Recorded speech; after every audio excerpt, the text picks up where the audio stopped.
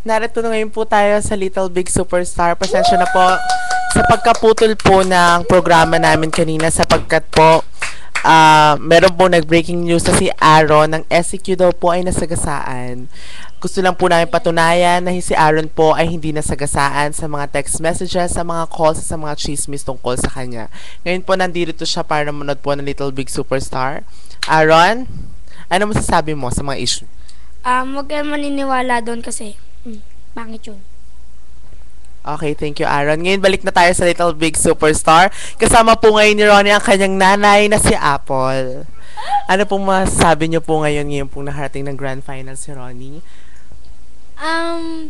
Masaya ako dahil yung anak ko nakarating siya sa Grand Finals. At ang masasabi ko lang sa'yo, good luck and God bless you. At anong masasabi mo, Ronnie, sa magulang mo? Yung kakantayin mo ba ay para saan?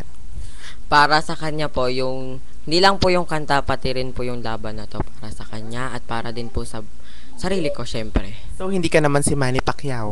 Hindi naman. Hindi ko naman kamukha si Manny Pacquiao. Sakit. Okay. Ngayon po, sisimula na po ang Grand Showdown with me sa pagbabalik po yan ng Little Big Superstar.